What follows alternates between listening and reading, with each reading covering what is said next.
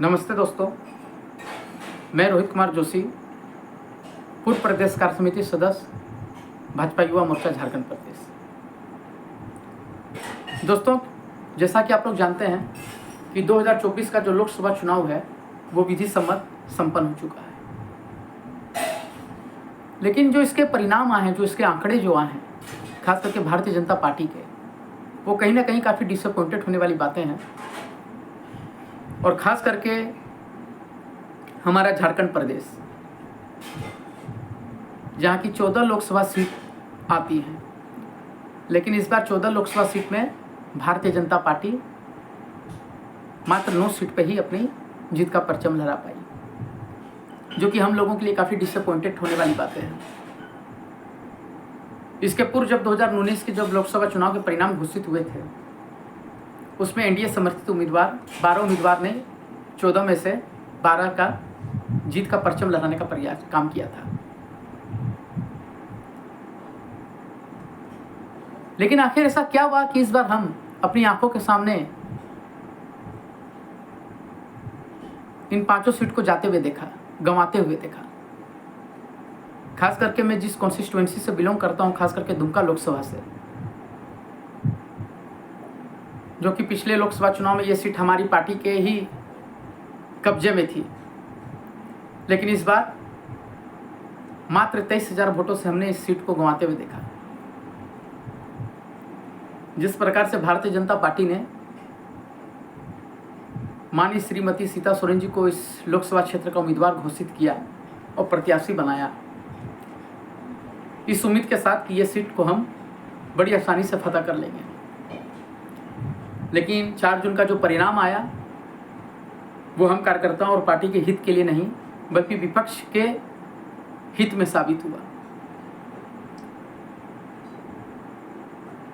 कहां कमी रह गई, इस पर हम लोगों ने कोई विचार विमर्श नहीं कर पा रहे हैं, क्योंकि सब लोगों को कहीं ना कहीं डर लगता है कि अगर हम कुछ खुलकर कहेंगे तो पार्टी हमें 6 साल के लिए पार्टी से निष्कासित कर देगी। पार्टी के कार्यकर्ता हमारे सीधे हैं, डर जाते हैं, लेकिन हम डरने वाले नहीं हैं। मैं पूछना चाहता हूं पार्टी के प्रदेश नेतृत्व से कि किस प्रकार दुमका लोकसभा क्षेत्र का जो कार्यक्षेत्र था, इस लोकसभा क्षेत्र को जो पार्टी अपने स्तर से देख रही थी और जिन संगठन के लोगों को इस क्षेत्र का जिम्मा दिया गया था, किस प्रकार उन्होंने पार्टी में रह करके ही, संगठन में रह करके ही भारतीय जनता पार्टी को धोखा देने का काम किया, हमारी भोली भाली प्रत्याशी श्रीमती सीता सोरेन जी को धोखे में रखने का काम किया। ये आज किसी से छिपा हुआ नहीं है। जिस प्रकार से पैसा का घपला हुआ, उसका कोई जवाब नहीं है। जो पैसे लोकसभा चुनाव में हमारे बूथ लेवल तक कमेटी के कुछ कार्यकर्ता लोगों तक पहुंचने होते थे, जो कि हर दल का अपना अपना होता है, वो इस बार पहुंच ही नहीं पाया। पार्टी के ही वैसे दलाल नेताओं ने अपनी जेब भरने का प्रयास किया।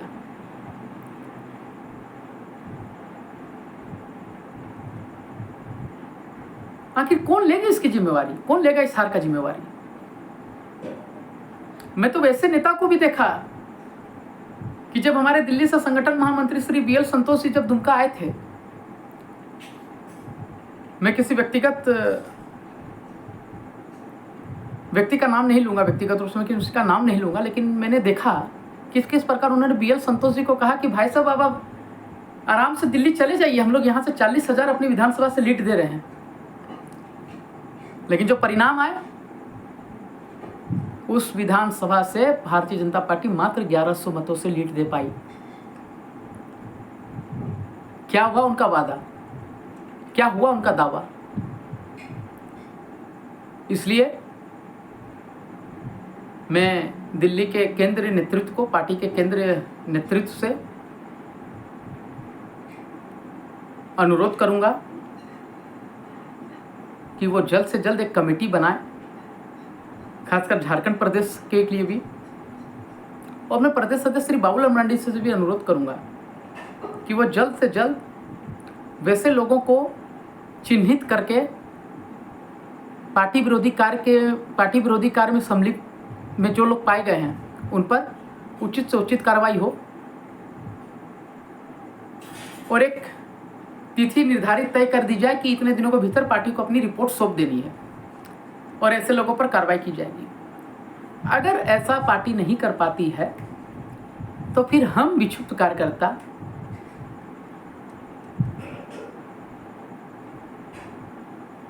उन फर्जी और दलाल नेताओं के खिलाफ सड़कों पर उतरेंगे और उनका पुतला दहन करेंगे, और यह हमारा अधिकार भी है। आज दुमका लोकसभा की एक सीट गंवा बैठने का मतलब है कि माननीय मोदी जी को एक सीट का नुकसान।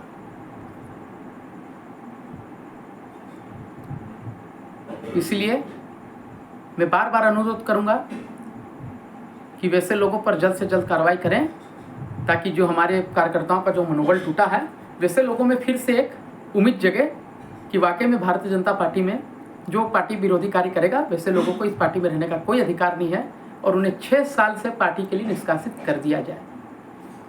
और चूंकि अब विधानसभा चुनाव भी आने वाले हैं, अब हमें लगता है 3-4 महीने में विधानसभा चुनाव भी आचार संहिता लागू हो जाएगी, इसलिए पार्टी को काफ़ी सोच समझ कर इस पर जल्द से जल्द फैसला लेना है। कहीं ऐसा ना हो कि अगर ये वह फैसला नहीं ले पाती है तो इसका खमियाजा आने वाले विधानसभा चुनाव में हमें भुगतना पड़े।